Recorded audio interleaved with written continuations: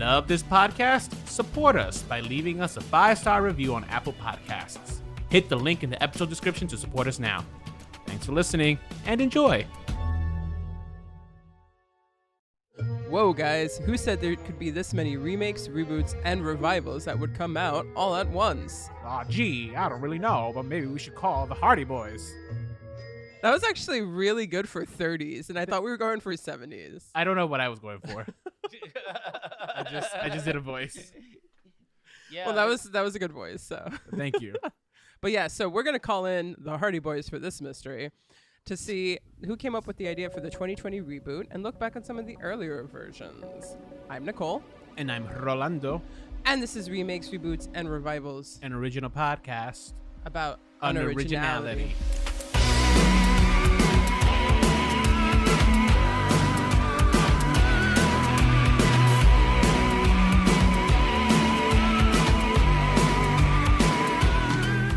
That one got like straight to the point. That was one of our fastest cold opens, I think, ever.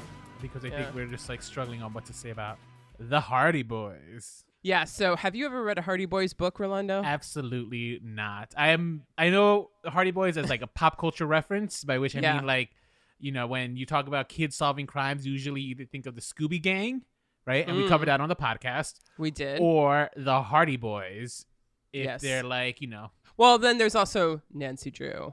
Nancy Drew would be the other one, but that's if you're talking about girls, right? That is if you're talking about girls. I mean, you know, detectives in literature and television are just so famous, and everyone loves a good mystery, I feel like. I've said this before on the podcast when we talked about unsolved mysteries, when we did Murder on the Orient Express. I feel like mysteries are one of the genres that just have staying power, as, you know, musicals have died out, westerns have died out, you know. I think mystery is such a tropey genre. And such like a kitschy genre, and yet it has such staying power. So anyway, Eddie, Z, have you read any Hardy Boys books? So let me tell you about the Hardy Boys books. Oh. All right. So when I was a kid in elementary school, they basically had the whole collection at the library. All right. And I would just love to take them out because each cover was always this fascinating like mystery situation. Yeah. I've never read them. But I always took them out and I just let them sit there and then just return them. But I always was a little kid that wanted to read them, but never did. That's great. Yeah. You know, so I hadn't heard about them until about 2007 when I saw this episode of South Park. You never where heard they of the Hardy spoofed Boys? them. I never heard of them. Oh, wow. Where they spoofed them as the Hardly Boys. So I always actually, for a while there, I thought they were the Hardly Boys. Right. No, that's so interesting. I don't know. Because I never read the books either, but I was well aware of the Hardy Boys as like an idea. Same thing with Nancy Drew. I knew Nancy Drew, but I didn't know. I never read. Well, her I books found or like anything. Nancy Drew had some properties that were released within the 90s. I mean, maybe Nancy even Drew the had early properties 2000s. released. Like it turns out, like almost every decade has a version of Nancy Drew somehow. Yeah. Nancy Drew's had more staying power within young culture. Yeah. I feel like, whereas Hardy Boys didn't really have anything that came out, at least for kids when we were growing up in the 90s. Right. So I think that's why I wasn't so familiar with it. I mean, part of the reason why I was so familiar with it though, was because I distinctly remember the reruns on it. I don't remember if it was on Nickelodeon or if it was Nick at Night. Not Nick at Night. Well, not Nickelodeon. It was either Disney or Nickelodeon or something. But somehow, I did see some reruns for the Hardy Boys, and I remember distinctly thinking, it's just like, but they're not boys. They're like grown ass men. Yeah. Minus the ass. I don't think I said Well, it was the ass in the 70s too. I mean, if you look at any movie depicting teenagers in the 70s, they're all like 40. I don't think they were being depicted as teenagers. Even when I was rewatching this, it seemed like they were very much like maybe like college age. You think so? I don't know. What did you thought? You thought they were younger? Well, I mean, before we get into that, maybe we should do some history. All right, let's do some history. Of the Hardy Boys, because the only history I know of the Hardy Boys is the made up history that was on Riverdale for a season. That was like a storyline. No. Yeah, let's get into some real history, some herstory, if you will. So 1927, right? A really monumental year, at least for media. That's the year the jazz singer came out and really popularized sound in cinema. Over in the literature world, though, 1927 is when the Hardy Boys were debuted. They were written, their first original novel was written by Edward Stratemeyer. What a name. The Hardy Boys in the original books were Frank and Joe, 16 and 15. They were only a year apart. Irish twins. Irish twins, yes. And is that a bad saying? Yeah, well, whatever. I'm pretty sure that the first ever book was The Hardy Boys and the Tower of Treasure. The book was like not even like a sleeper. It wasn't something that like slowly gained popularity. It was immediately a success. He quickly turned out those books, so much so that the Hardy Boys were a success that he, decided to capitalize on it and invented Nancy Drew in 1930. So she came right after. Oh, I didn't know that. I didn't know that they were so close together. I also didn't know the same writer. I know that they're always associated together, but I didn't know that they were. Same creator. Now, I'm going to say creator because he was turning them out so much that he got himself a group of writers who pretty much ghostwrote under Edward Stratmeyer to turn out book after book after book. Yes. And one of the big writers is a woman named Leslie McFarlane, who out of the first, 25 books that were written over the course of their, first couple decades, she wrote 19 of them. 19 of them. Wow. So she's more so responsible for it. She was allowed to write as a woman? Well, yeah, there were... Rolando, there have been female authors since the 18th century writing successful books. I mean, did they get the money and the credit for it that they completely deserve? No, but I mean, we had Virginia Woolf and Jane Austen. I know, but for some reason, Edith I feel Wharton. like after watching Little Women, I just thought that they were getting obviously ripped off and therefore not writing. Well, yeah. So Agatha Christie, who wrote The Mysterious Affair at Styles in 1927, only got 50 shillings for it. So even though Agatha Christie's now the best-selling author of all time, when she first got that book published under her own name, nonetheless, she barely got anything for it. So wow. Okay. But she made up for it after her 60 books. So anyway, that's all it took. 60 books. Writing for the rest of her life. So they called it actually the Stratmeyer Syndicate, and they were just immensely popular. The Hardy Boys back in the day too with the books, and we won't spend too much time on them, but I just want to give you a sense of who they were in the books. So up into the 50s, right, from 1927 to the 50s, 16 and 15, right, they had their own gang of characters that they would hang around with, and it was very much like a 1930s type of crime book, right? So these Pulpy? kids... It was kind of pulpy, yeah. And they also wanted to do something that was also adults would find interesting. But these Hardy Boys were very anti-authoritative. They were, all the cops were bumbling, and they did not have a good relationship with the law. They always took the matter into their own hands, and things were a little bit more gritty, right? I mean, we can make the same argument that obviously Scooby-Doo stole from this because yeah, there you go. Yeah, that would make sense too. And it was so popular. But something happened in the 50s. Around 1953, the Judiciary Committee of the United States Senate created a special subcommittee on juvenile delinquency to investigate the causes of why juvenile delinquency was happening, right? So a lot of things... Interesting. Was that related to, I wonder, the Comics Commission? Yes, I think so. They proposed measures in response, and one of them was really censoring literature for children, right? Mm-hmm. So the Stratmeyer Syndicate was oh, we got to do something about this. So they went back to the books and they pretty much rewrote them, right? They actually turned Frank and Joe older. So now they were 18 and 17. Mm-hmm. And they completely did a 180 with their relationship with the law. So now, it's interesting because some people will talk about Hardy Boys purists. You got to think about which purists they're talking about. Are they thinking about the 1950s books that they read or the original 1920s books that they read? Because they're the same books, but things are somewhat different. Oh, that's interesting. Oh, I was hoping that that when they aged them up, it's just we're going to give them real life problems like heroin addiction and unwanted teen pregnancy, right? Because these aren't kids. These aren't your kids' books. These are now for the adults in your life. Yeah. Well, also, I really want to go back and read some of the original books because, even though I've never read them, I've heard a lot that there's a lot of negative racial, surprise, racial and gender stereotyping that was really common. And those were things that they didn't necessarily clean up in the 50s. Agatha Christie has that. That's just that's par for the course there. Yeah. What about Agatha Christie? Agatha Christie has some horrific descriptions of Black people in her books. She also come across. There was also a whole. She dropped the N-bomb in one of the titles of her books. So she did have a book called 10 Little N-Words, but that was because it was based off of a nursery rhyme in England that was about that. I mean, what can you say? Those Anglo-Saxons are just yeah, those have been rewritten to either 10 Little Soldiers or 10 Little Indians. So you might be familiar with that rhyme, which is also also terrible. So fucking nursery rhymes, they're not PC. No, they are not. But yeah, so anyway, so that's kind of like the history of at least Hardy Boys in literature. And just like ever since it came out in 27, the Stratmeyer Syndicate was like pumping stuff out. They haven't really stopped. So now we're going to go forward to 1969. 1969. What happened in 1969? Well, two shows actually debuted around the same time. One was Scooby-Doo, Where Are You?, which we covered in a past episode. You should definitely go back and listen to that one. Yeah. Because that was a really fun episode. We had a guest on for that. And the other one, that was a Hanna-Barbera show. Then Filmation had a show as a Saturday morning cartoon on ABC called The Hardy Boys. Yes. And this was a show that lasted not very long. I think it only was one season of 17 episodes. That sounds about right. This wasn't a particularly good show. No. So you could see that two shows came on and one show really had staying power. But, you know, it was such a natural idea for the Hardy Boys to kind of have a cartoon show for children that I'm just kind of surprised it didn't succeed more.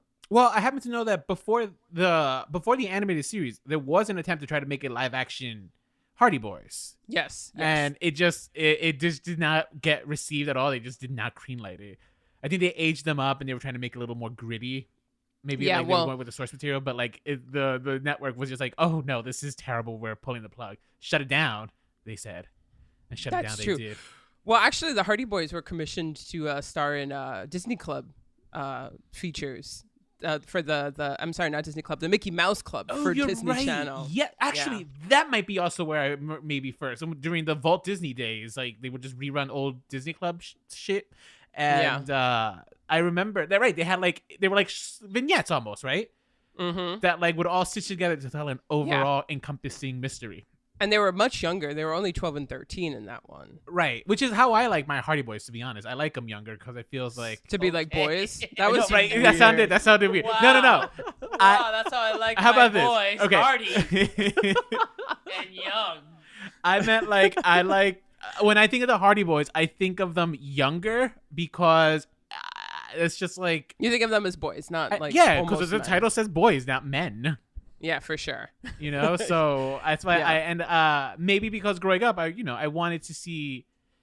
I like the idea of watching like kids solve crimes. That's why I loved Ghost Rider, right? Like, that was one of my favorite shows growing up because they were like teenagers or younger even solving mysteries. Scooby-Doo had that less appeal for me because they were adults, but I did like a pup named Scooby-Doo. That's the one I grew up with, right? And I saw children solving crimes, so that's why. I actually may have gravitated more so towards. That's why I actually now thinking back, I actually remember now some of those like interstitials. They were black and white, I think, right? Yes, they were. Yeah, they were. Yeah, the black and white serials for the Disney Club, and they even by the '60s, book sales began to drop, and just like movies began to drop in the '60s. Everyone was like, oh, it's television's fault. So they were thinking, well, how do we get our book sales back, and what can we do to popularize the Hardy Boys again? And that's where they came up with these television series. But I'm surprised Hollywood didn't try to make a movie or so. Right? There's never been a Hardy Boys movie. Weird. Yeah. A Saturday morning cartoon before that, they actually they did an hour-long pilot for a show called The Mystery of the Chinese Junk, and it was on NBC. But it didn't get picked up. It did so bad. Like it just it was not well received in the testing, and as a result they pulled the plug on it, and there you go. It said we got a Saturday morning cartoon show that I'd never heard of. Yeah, seriously. I've never seen anything about it. I only found it on YouTube when I was looking for another version of the Hardy Boys. And in this series, they were members in a rock and roll band. Right. So trying to pander to the youth of the 60s, but I love it. It felt very Josie and the Pussycats, Yeah, it felt really bubblegum-ish for sure. Wait, what came for Josie and the Pussycats came out after though, right? Well, yeah, so that's an Archie comic. So I think that was more popularized in the 70s, was that not? I guess I don't remember.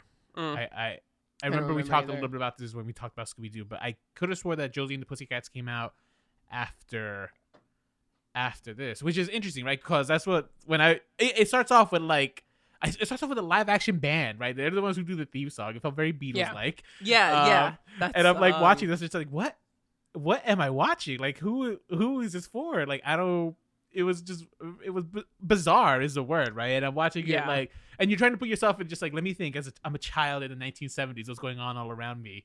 what's happening in the 70s. What is happening in the 70s? Disco. Is all I could think of. Okay, yeah, 70s was at least a portion of disco, yeah. Rock music for sure, though, and that's why for me, this Hardy Boys was so interesting because it actually took note of what was going on in the world during that time. Not only, music and rock and roll being such an important thing, but like there were episodes that dealt with drugs and smoking, peer pressure of doing those things. There were episodes that just were like talking to kids about the importance of being safe and, saying no to certain things. The show also had, as one of their friends, a black character, which I do not think was something that a lot of other shows had at that time. Right. I mean, Scooby-Doo was a bunch of white kids. They were. Most Hanna-Barbera shows were just strictly white people. So wasn't like, but the black kid was like their driver, wasn't he? Yeah, he was one of their friends. Okay. I didn't watch very much of it. So I don't remember who, but I always saw him driving around, and I was just like, it's a little driving Mrs. Daisy like, I think. Yeah. Good point. Or Greenberg book or whatever that was. Yeah. The Green Book. Yeah. But I do remember they had like I did remember seeing black groupies. Yes. And I remember that caught my attention. I'm just like, oh, this is a little progressive here. Yeah, right. It's interesting how it didn't want to shy away from like the reality of the world, but it just didn't do it very well. Hardy Boys don't discriminate here. Yeah. The quality also wasn't that good. You could find these on YouTube, and that's how we found them. So I mean, if you're someone who really cares about quality, then you might not want to watch it because the animation just wasn't like up to par. I never Funimation, right? Was that the name? Filmation. Are they famous for anything else or? Yeah, so Filmation also, let me tell you a little bit about what else they have right when that link works. They actually were known for doing animated versions of films. Like, did you ever see the Ghostbusters? Yes. They did that. Okay. They also did other shows. They did like Looney Tunes and Groovy Ghoulies crossovers. I have no idea what. Okay. Yeah, I don't know what that is, but they did like the New Adventures of Mighty Mouse and stuff like that. So. Okay. All right. So now they're not like they don't have the prestige of a Hanna-Barbera. They do not. But you might know a film by theirs, a film called Happily Ever After from 1989. I grew up watching that. It was one of the not Disney cartoons that you might have watched growing up. Oh, girl, I only saw Disney cartoons. I didn't even watch Anastasia or the Swan Princess. Princess. You didn't watch Anastasia? No. Damn. All right. If it ain't Disney, it was not in the Nieves household, let me tell you. So that's that. I think that helped revitalize the Hardy Boys' career a little bit because very soon after, about 1977, there was a live-action television show that was pretty successful and ran for 2 years.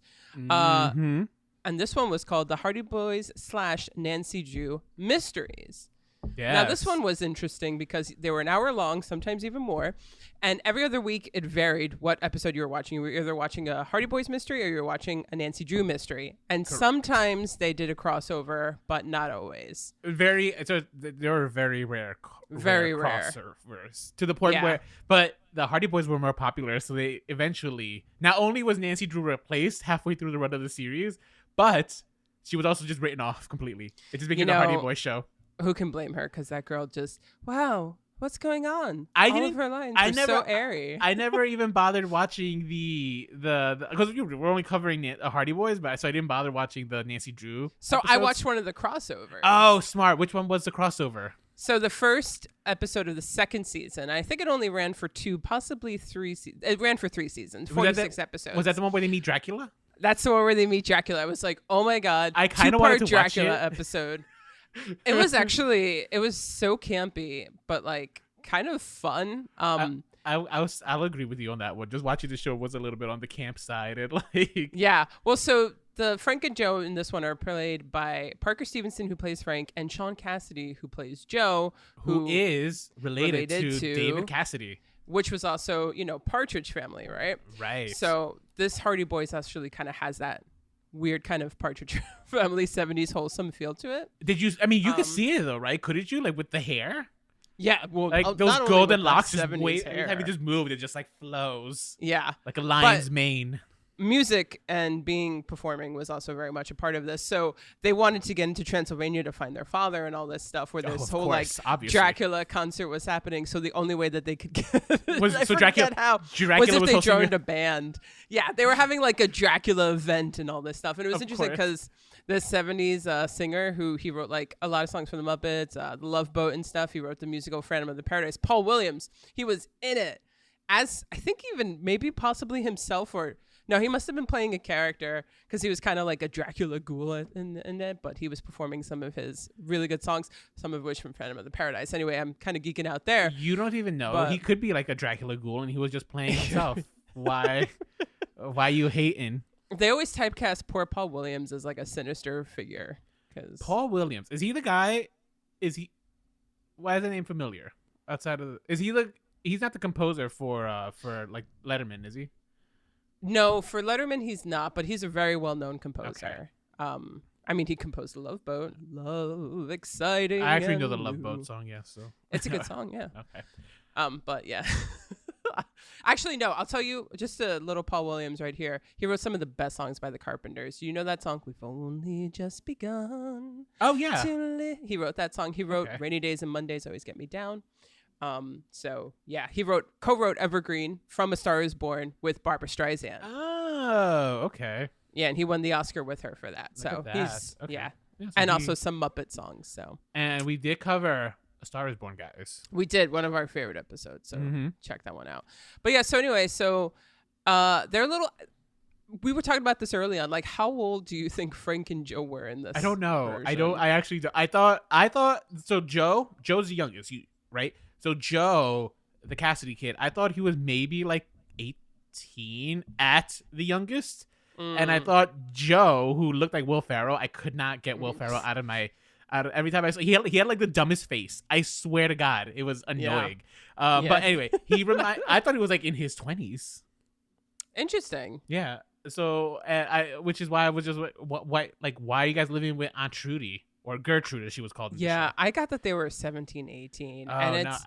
I mean, well- you could be right because like I think you're right. Like it didn't occur to me that like of course they used to age up. Like 90210, like Luke Perry was 45, I think, when he was playing a teenager. You know? Yeah, so look at Grease, man. These kids are in Mm-hmm. Rydell High, and I mean, come on, especially like the T-Birds, they are friggin' 40. Yes.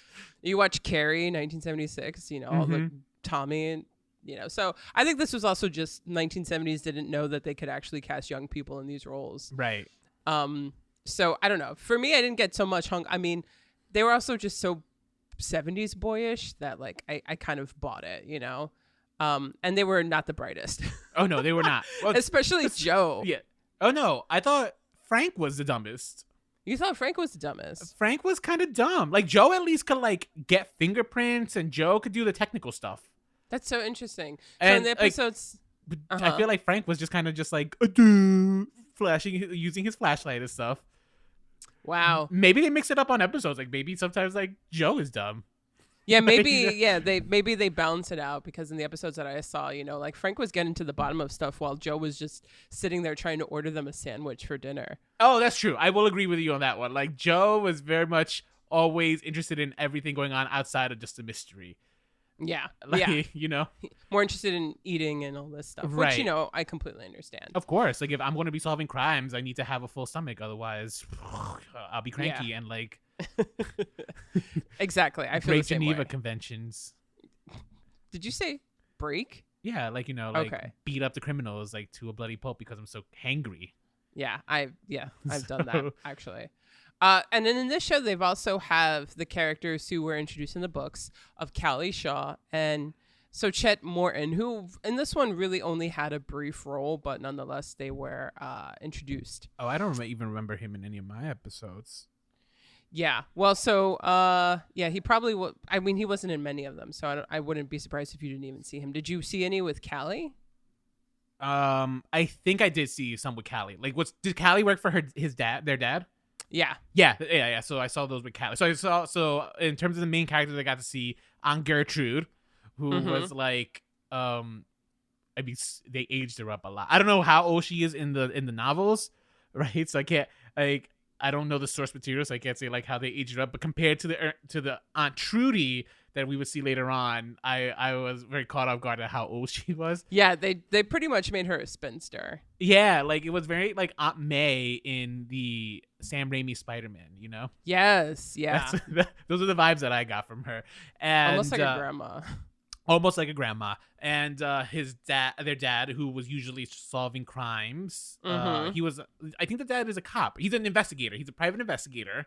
Yeah, he right? is. And he and he's famous. And he's famous because he solves all the crimes. But like he doesn't want his sons involved with his life of solving crime. But like, you know, they're always doing their own thing. And just like you said, the cops are incompetent in this one.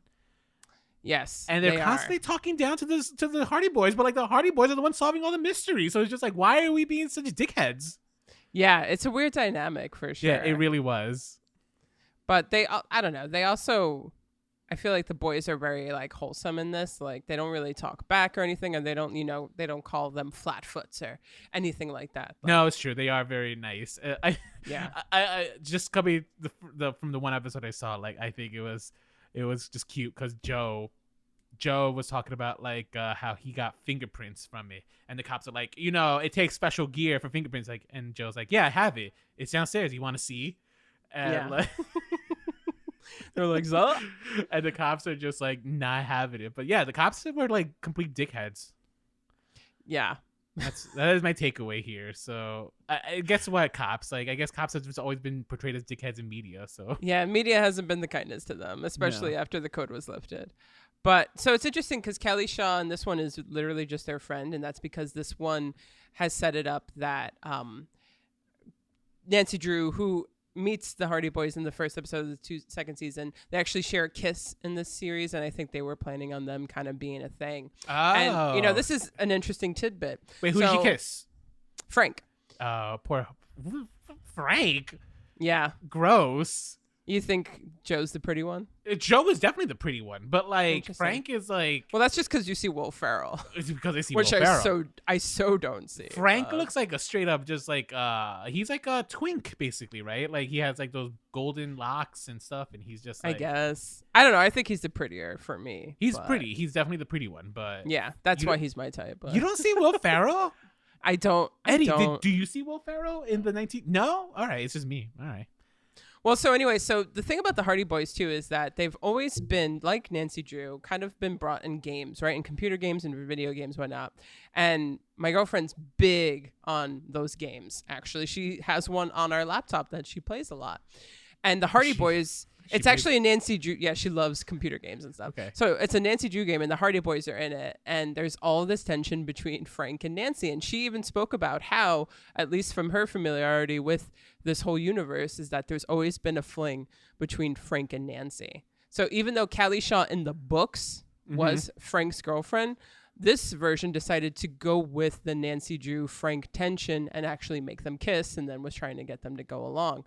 But I don't know if the books, now I've never read the book, so maybe a listener can tell us too if that relationship ever got into something, because Nancy's also known for her relationship with the character Ned Nickerson, who's kind of like her high school sweetheart. And, right. You know, they're always like, you know, are they going to get married soon, and all this stuff. But Nancy's just too obsessed with her work, which she always gets involved with the Hardy Boys, which is why Frank and her, they're like, oh, they're the perfect couple and all this stuff. So I was going to say, why does Ned Nickerson sound so familiar? But I think he's a character in the...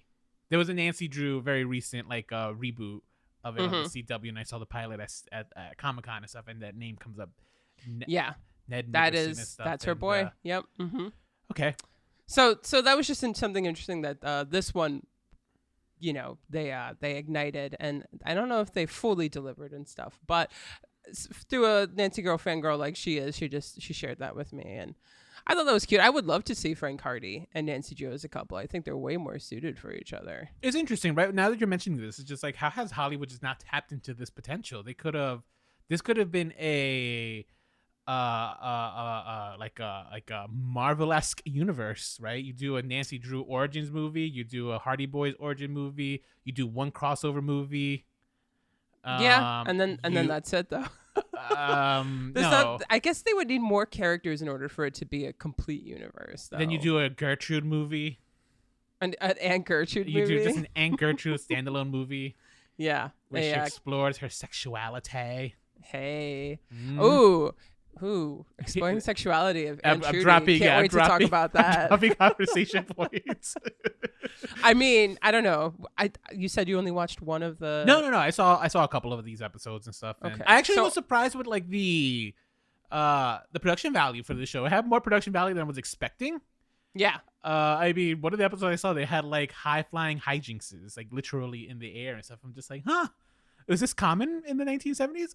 Also, who was this show for? Was it for older people or was it for kids? I think it was family entertainment. Oh, was that? That's a good. It I was guess for it's the a whole thing, right? family. Like just Yeah. family. That used to be a thing, right? A whole family gets together and watch TV. I didn't experience that growing up. Yeah. Or rarely did. That used to be a thing. Well, also, like, your options were way limited, and people hopefully didn't spend as much time in front of the television back then. Hopefully. So. Oh, you're so judgmental, Nicole. What do you mean? Hopefully, they spent a lot of time watching TV back then. It's just like, what does that's all Americans do. Now, yeah, and it's Always. kind of sad, even though Always. we have a podcast. We've that always, we've done this. Americans have always wanted to just plop down in front of the TV and just watch it. Do you see us watching Is that TV a with our good thing kids or a like bad that? thing? I don't know. It's like, it depends on what you're watching. Yeah, of course, and how much of it you're watching Yeah. per day. I mean, but I had to like stop because we were watching a lot of Hardy Boys for this show, and I was just like, I have to take a break. I'm just going to read a book. For yeah, a while. right. Yeah, because doing this podcast can be very exhausting in that sense. Yeah, for sure. Mm-hmm. Well, so should we just go on over to the reboot then? I don't know. What else did you think of the other Hardy Boys?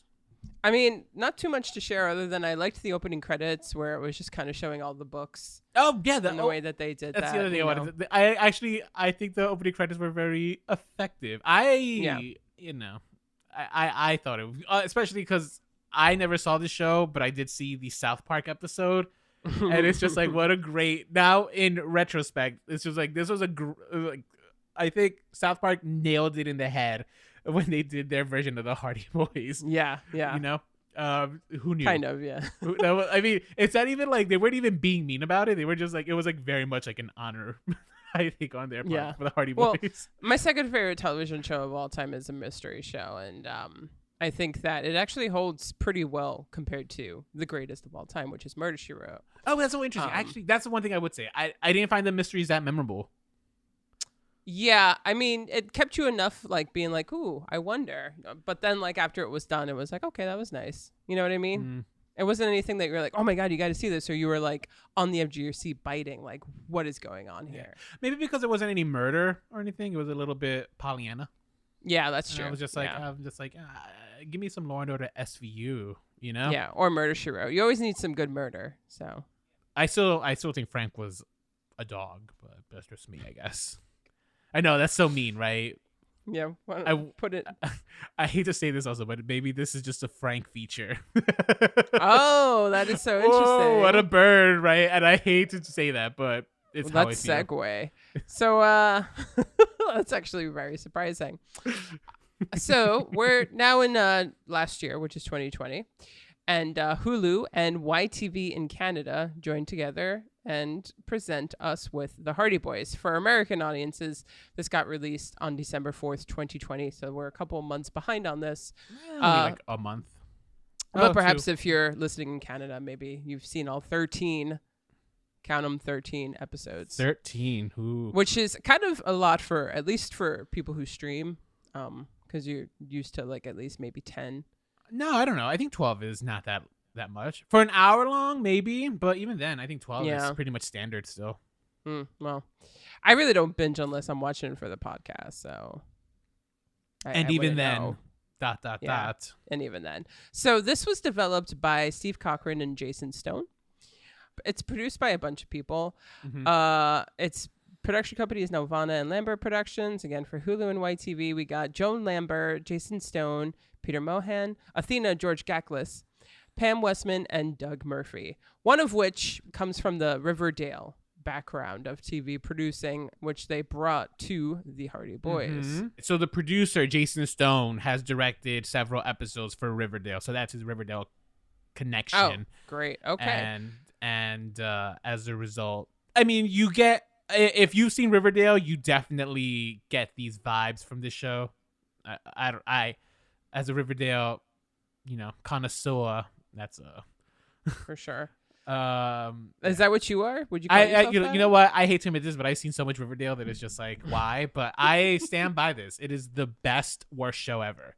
It's so bad, but it's so delicious.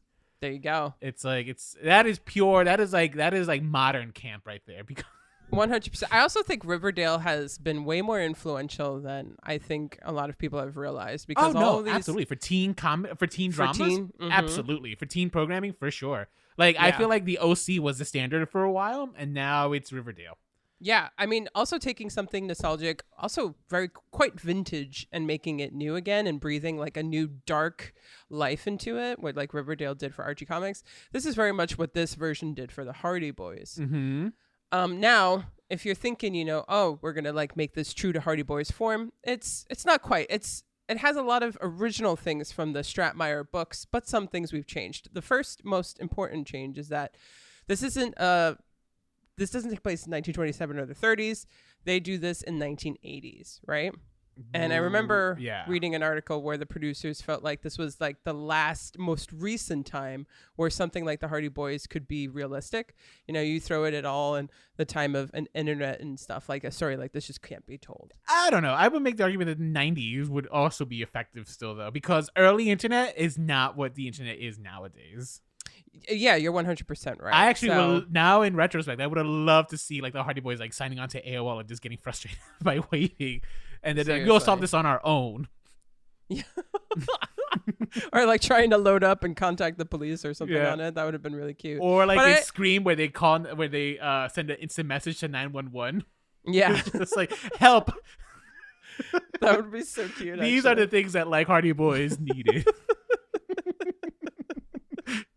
No, but I agree with I agree with that sentiment though, right? The producer saying that this is the last decade it could happen. So yes, it's a logical point of view as to why you would set certain shows like this into the past, because like you're limited by the technology. You can't call people 100%. readily. You can't like track people. You're kind of stuck by like either using payphones or walkie-talkies in this case. And if you need information, you have to break into the library. Correct. Yes. Right. Yes. Exactly. Which also, we condone.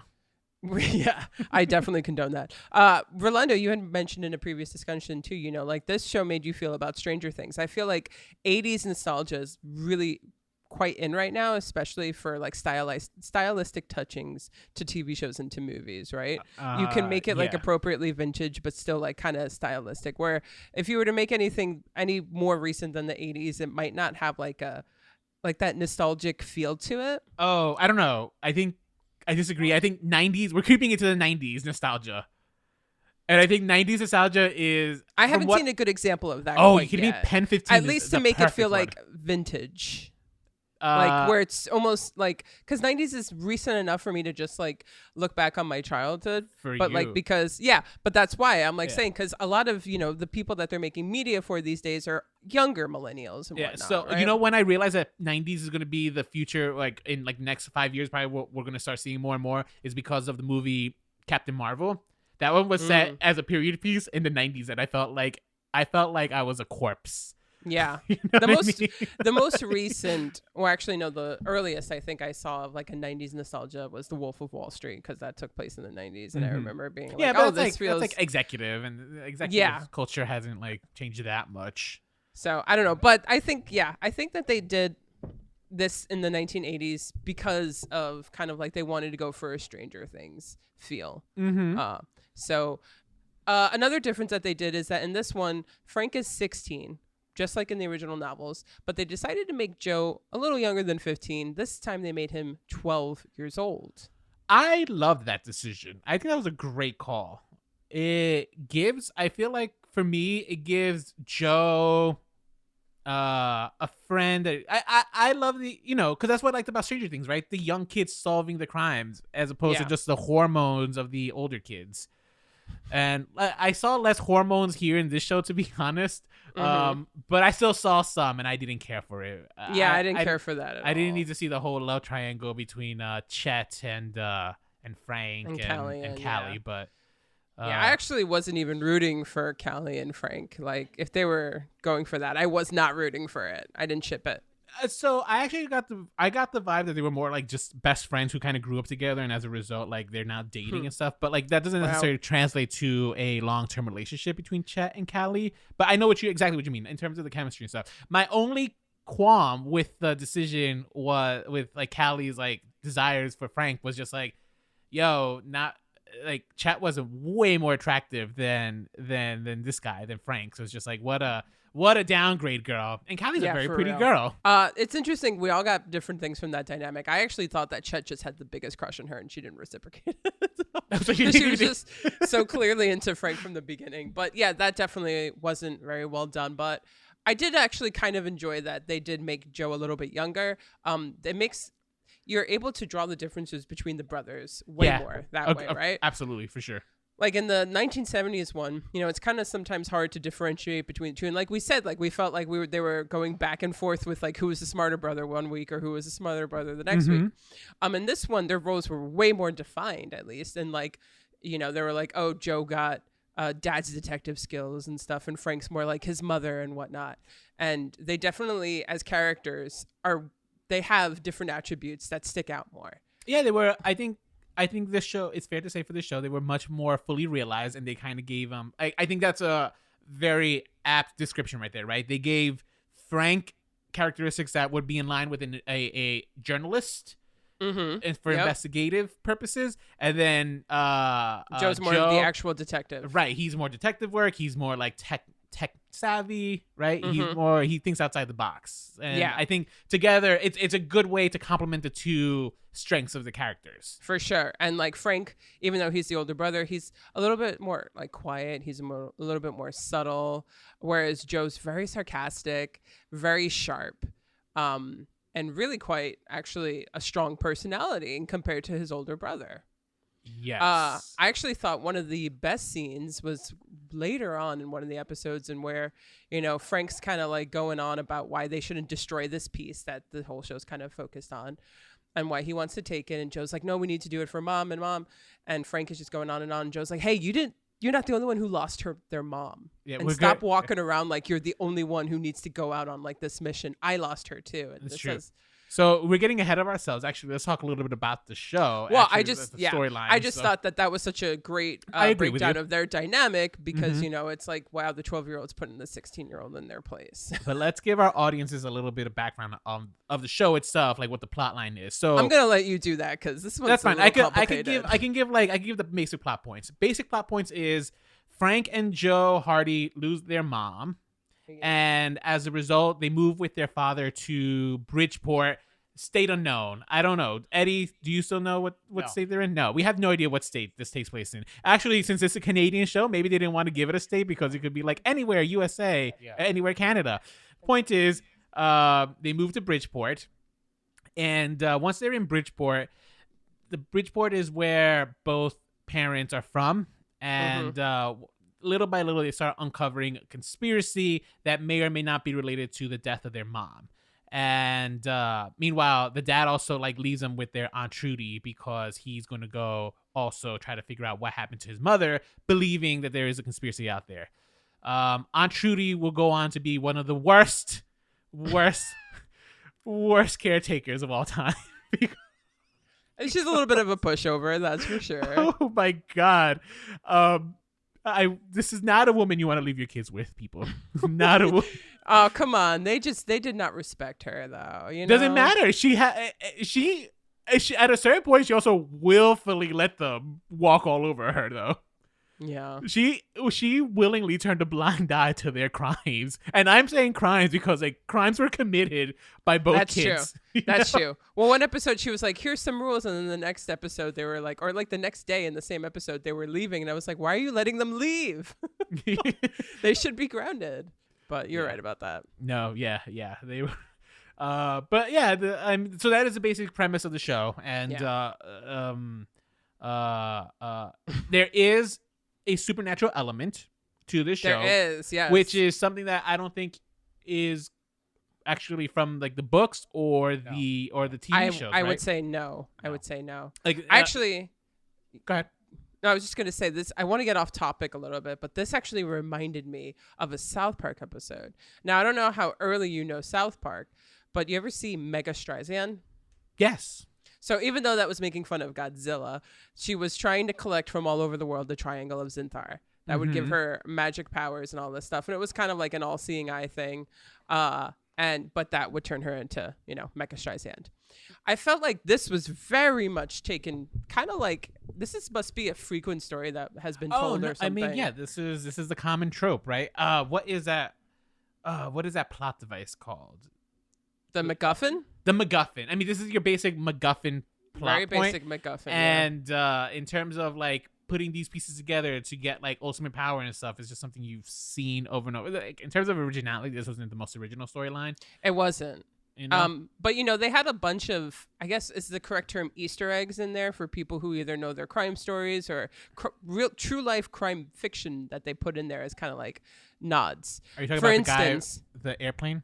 Yeah, for instance, J.B. Cox, who's named after D.B. Cooper, who is most famous for having he robbed the plane and then left and was never found again. People are like, "Oh my God, nobody knows who he was and where where's he the went." money?" That's the other thing that they never found. They never found the money. Yeah. Right.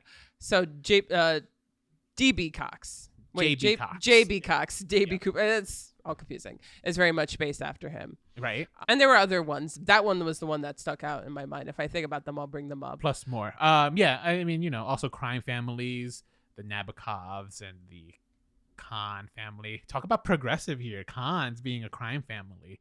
I don't think I've ever seen a media property where they have like Indians as like, part of a crime syndicate. Yeah, there's a whole lot of cast of characters in this, and we're not going to mention all of them, but, we will mention their group of friends that they make in Bridgeport because these are actually characters that were introduced in the early novels. So like we said, Callie Smith and Chet Morton that were in the 70s one, they returned in this one. Bigger roles, but we felt that Chet was, kind of minimized in this one and maybe not given the best lines to recite. I don't know. I feel like I will say this. When Chet broke up with Callie, it probably for me might have been like one of the only times I've kind of seen that scene done effectively because he didn't break up with her. Like he wasn't mean about it. He wasn't vindictive. He just really saw it's just like, you're clearly into him and I love you too much to see you like, it was a very selfless act on his part because he loves her so much. He's just like, I love you so much and I'm letting you go. And if you come back, to me, great. And I thought it was great. I've never seen that for a teen show, such a selfless act. I also kind of wish that maybe he was like a homosexual. Yeah. Well, so I will that's say why maybe that's why he wanted to out with Callie. It's just like, it's fine, girl. Go. You go with Frank. I'm gonna find me some D. Well, so in the books, he's actually often described as plump or chubby and likes to eat a lot and whatnot. All these kids love to eat a lot. All they do is like eat ice cream. Apparently Edward Shatmeyer was a deep lover of food. He was a bit of a foodie, so he always like had emphasis on food in his books, which is actually really interesting. Another character that they got from the books, but they completely went in a different direction with, is Biff Hooper. Now, in the books, he's actually a 6-foot, blonde-haired, muscular friend, and he is the exact opposite of that in the Hulu show. He is this Hulu had an agenda to make more diverse casting. I just want to get to her mother really quick before we go back to the whole cast of characters. What was up with her and Aunt Trudy? Well, you want to get there now? I want to get there now. Let's talk about this. All right. That is totally a relationship. It is a relationship. Think so. Yes. But we never saw the actual relationship, right? We saw like hints at it, but even from beginning to end, I was waiting for like confirmation, and the closest confirmation we got was when Aunt Trudy is asking Frank about like relationships, right? It's just like, she and this girl had gotten into a fight because she's keeping secrets, right? To help her kids solve crimes.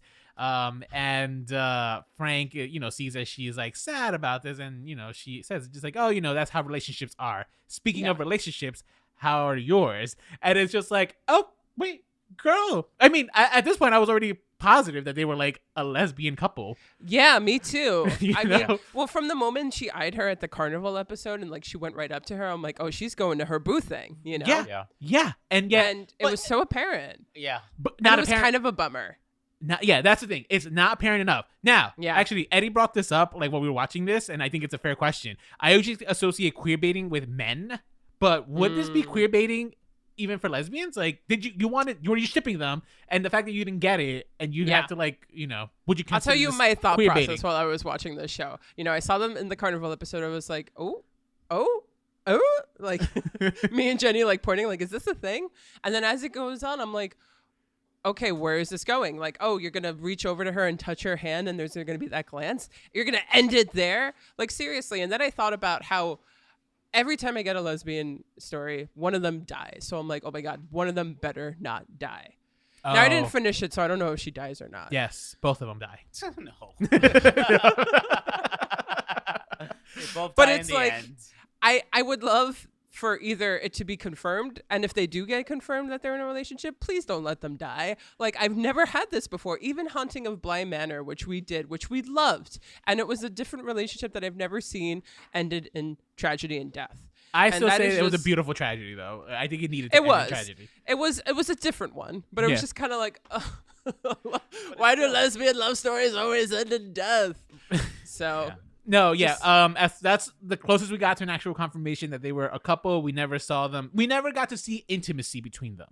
Yeah. It was always Like stolen looks, stolen Right. glances, little Yeah. moments. And there was always a concern, this heavy concern. There's always these unsaid things between them. They look at each other and there was Yep. like an unsaid thing. And it's like, I know. Yep. I got you, so. And this is actually Eddie's point that I'm stealing here. Sorry, Eddie, but I think Eddie made a point where it's just like it could be because this is a period piece. Like maybe they're going to address that like as appropriately it would have been done in that period. But we're also teenagers solving supernatural mysteries now, so it's just like you can throw seriously. reality out the door a little. Yeah, please. I mean, you didn't even tell me what state this show takes place in. That's true. Yeah. Yeah. I mean, it's clearly New England, but still. I mean, okay, that was one of the exciting yet bumming things about Right. this show. I agree and, with you. And it Yeah. was nice because, like I said, the show had an agenda for diversity. So they wanted to hint, I guess, at a lesbian or homosexual romance. But then also, even though you're like, oh my God, like this is a very colorful cast, it still was not enough for me in the sense where I'm like, oh, I feel like they're just doing it to do it, especially because they didn't make the Hardy Boys themselves and their family are still just all white. Right. They could I have mean, been how interesting a would it have mixed been family. if that was a little different. And like you said, Chet just ended up being the one who drove them around, like like Green Book. the lesbians didn't even really have a full relationship. Yeah. So it's just kind of like, you think you're getting it and then you're like, oh, but I'm not getting it all the way. And it's kind of a shame in those ways. Agreed. No, it becomes as frustrating like when, and this goes back to one of our earlier episodes, but like when I complained about Gaston and LePew. Yeah. Le Pew. LePew, I think. Yeah. Le Fou, right? About, yeah, thinking of the skunk. he gets like his little moment of with another guy and stuff. It's just like, oh wow, thank you, Disney. You really showed representation here. And same thing happens here in this show where it's just like we get like hints of it, but like it's just like, all right. Like I don't mind the diversity. I don't mind the diverse cast and stuff, but like, and I don't think the show needs to get into like what does it mean to be an Asian as a cop, like it doesn't have to go that deep. Yeah. But like I guess when it comes to sexuality, give me that confirmation or just don't bother. Yeah, for sure. I mean, yeah, for people who have been, I won't say I've been starving for it, but I barely get it. Don't tease it. Don't fling it in front of my face like that. That's just kind of cruel. Yeah, no, I would agree. So you would consider this queer baiting? Yeah, I guess I would say that for sure. Okay. Yeah, I think that's fair. I will say, all right. So we talked about that couple. I just want to point out this show had just the only thing that took me out of this show, and this is the honest to God's truth, is the lady Gloria Estabrook, the grandma. Why? she had to be easily the worst actress I think I'd ever seen on a TV show. That's really interesting. I could not. Anytime she was on screen and she gave like her monologues, I was just like, is this her first time acting? Because she talks like a school teacher and it drives me crazy. I was very much like, it's just like every time I saw her on stage, I was like, okay. Wow, I did not feel that way. Her name is Linda Thorson. She is a Canadian actress. Okay. Sorry, Linda. And yeah, I guess you didn't ship her, eh? No, did not. Especially because I knew where her storyline was going. Like, yeah. I know we spoke with an actor of the show and stuff, and he said it's just like, they do a good mystery. But I don't know. This wasn't. I was seeing things going. You can see these things coming a mile ahead. That was the thing. So I wanted to ask you about the predictability of this show. Now, from the moment the show began and we see their interaction with their mom, I'm like, that sucks that she's going to die. Oh, yeah. Spoiler. But like, you knew it from the moment she walked on screen that she was Right. dying. Well, I also happen to know the Hardy Boys, there's no mom. Yeah, so in the novels, apparently there was a mother, but I don't know how long she was lived there? for. Okay. Yeah, Okay. like Laura Hardy is in the books. Again, though, I don't know if she dies at some point or something. But by all means, all the other iterations that we saw, it was just Fenton Hardy and his two boys. So, but nonetheless, it was just like, oh, okay, you're going to go there. You're going to make us sad. There's a bunch of moments where it was like, you really did see things coming from a mile away. Now, did that take away your enjoyment of the show? No. And I think the reason for that might be because of the added supernatural element. All right, Supernatural as in the TV show? Because No, there are a lot no. of similarities to the Supernatural TV show. I guess supernatural more in like the sense of like there is magic in this world. It's not. This is where all the other Hardy Boys are grounded in reality, and like similar to Scooby-Doo, where maybe they have like a ghost that's haunting people, but you find out it's a guy in a costume. Yeah. This, you find out that there is a supernatural element. There is actual magic in play here. And as a result, that keeps you on your toes, where I was constantly second guessing. It's just like, no, they're going to reveal that the magic isn't real or something, or they're going to do a reveal where it's just like we find out the truth. And I think that added element kind of kept it a little fresh for me. But in terms of the predictability of like who the bad guys were, like I could see it a mile away. And, it's not the show's fault. Like, I think the target demo here is like kind of teens, tweens, and like families. Okay. Yeah. It's just Yeah, like, for sure. I think this is a family watch. Like, what are you going to do? You're going to give them like a True Detective type of story? Yeah. Well, even though I felt a lot of things were predictable, the story, I think the writing sometimes was a little confusing. It was just so many different people. And it did move at a pretty good pace that sometimes I had to go back and be like, wait, what just happened? Just so I could keep up with everything that was happening. Now, I didn't finish it, so I do have my ideas of who the bad guys were. So how far after did you this get? episode is over, you got to tell me. About episode, like I said, 9 or 10. So Okay, I do got it. have All right. Yeah, just we a couple finished it. more. So yeah, when this episode's over, tell me if my instincts are correct. All right. But, I also felt like because the show took place in the 80s and whatnot, and this is, based on a property we all know, that they kind of wanted to deliver with familiar tropes to us. Mm-hmm. I thought one of the better episodes was the carnival episode. And, I loved that it was all happening in real time during one night, like the whole episode. I thought that was a lot of fun. Okay.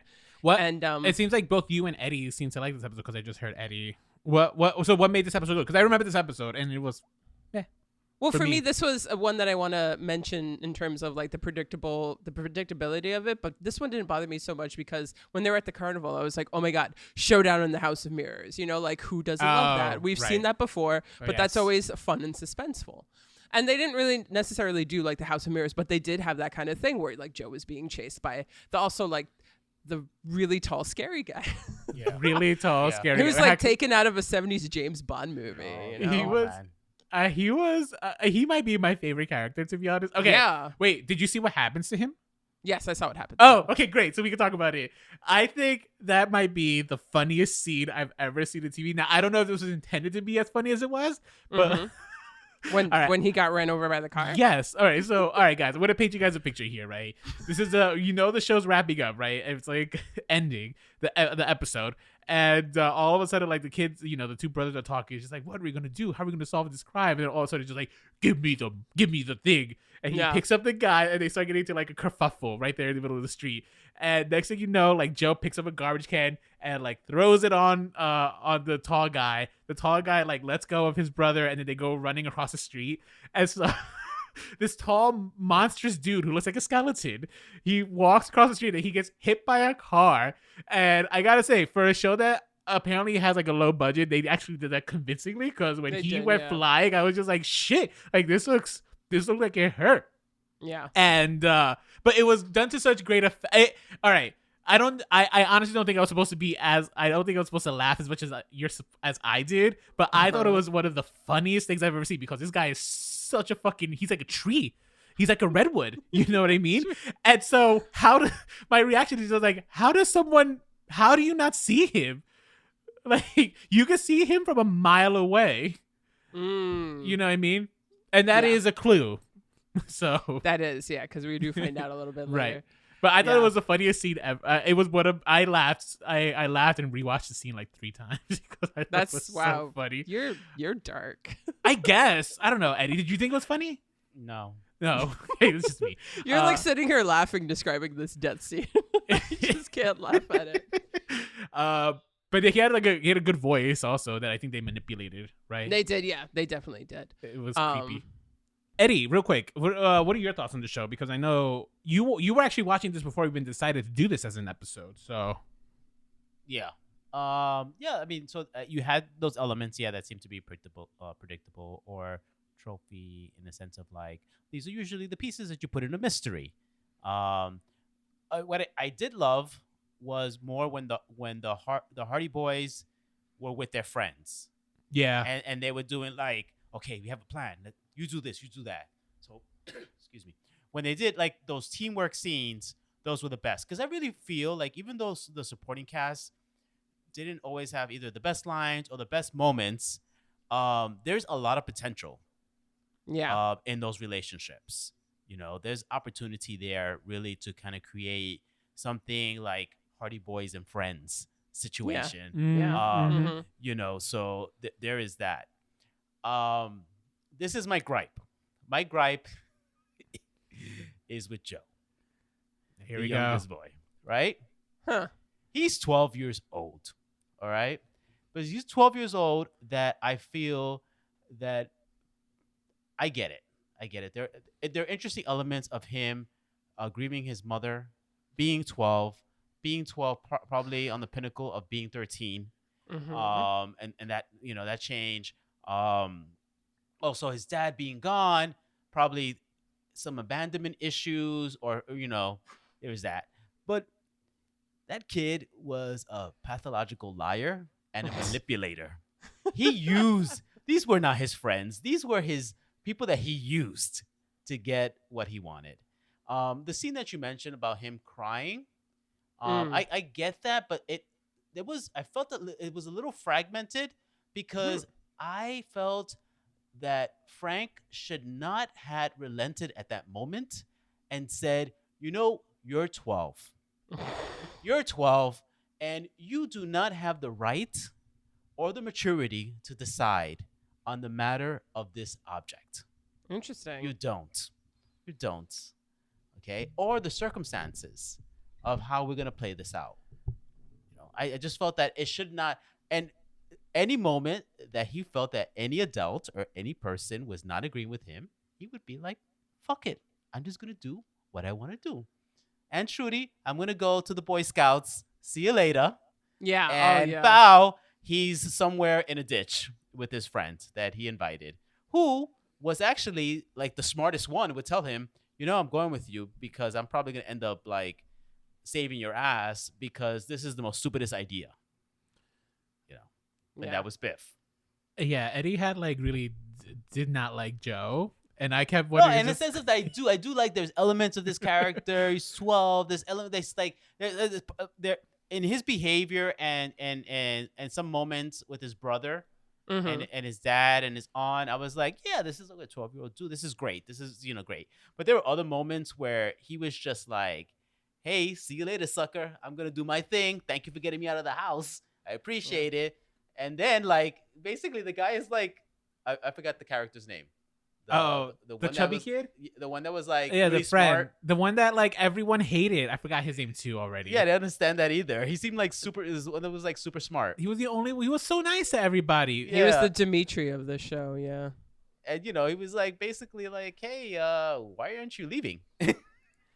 Yeah. And I was like, "Oh, this kid is shitty." Yeah. Yeah. He's shitty. It's so. I guess I actually because I hated. Too smart for his. I own hated good. Frank. I liked Joe. I thought Joe was good. This is interesting. I see what you're saying about Joe. I guess I didn't feel that way, but they were both so infuriating because it was also like, oh my God, you're children.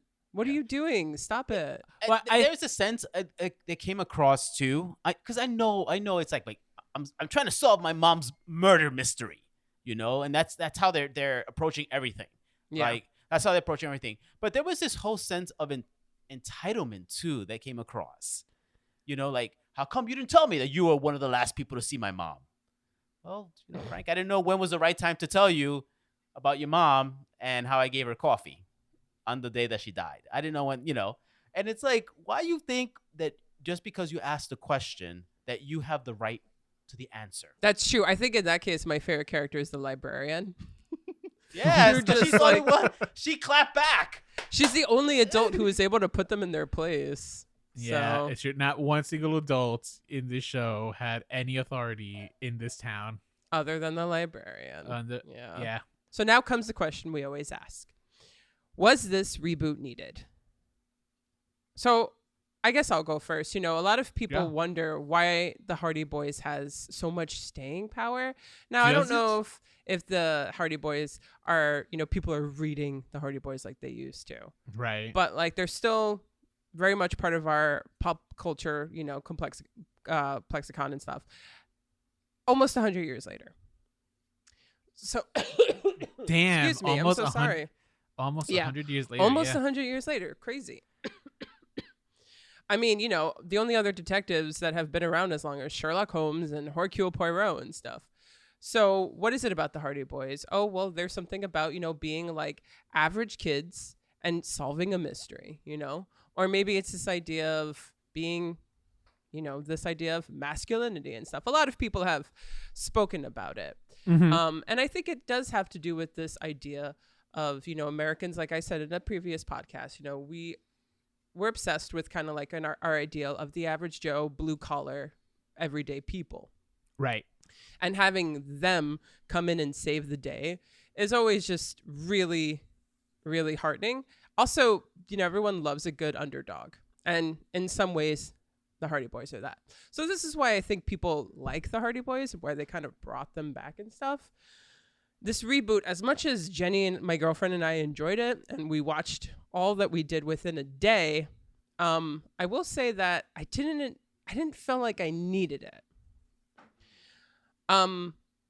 We spoke to an actor who was in the show that we'll be releasing our interview with separately. But, you know, he spoke of how it's good old-fashioned family entertainment. And I liked it for that aspect. But it didn't give me a mystery that I've never seen before. It didn't provide anything new with the mystery. And in things that I thought it was going to give me, right, it was like, oh, as a person who loves the genre of mystery, it's like one of my top 5 favorite genres, and who's probably seen them all. And, you know, I haven't seen, you know, a certain element of diversity added to it. Like we said earlier, it promised it and it flung it in front of it dangled it in front of my face, but it didn't deliver. And it's kind of like nothing new was just brought out of this. It was just kind of repackaged in a different way. Did I enjoy it? Sure. Did I need it? No. Okay. And I think there will be a second season, and I will give that second season a chance.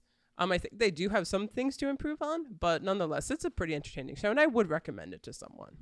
Interesting. What about actually, you guys? I don't know. I disagree. I think it was needed just because, and I think the reason is, if only because, like, I think this show doesn't suffer. The reason I think this show was needed was maybe because, like, there hasn't been a Hardy Boys property thing done in so long that it's just like, I don't know. It felt fresh.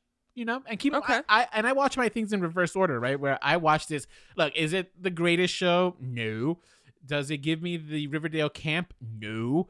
But considering this, I've had to watch real shit this so far this side of the year for this podcast. So this was actually a joy to watch so far because Selena was not a joy.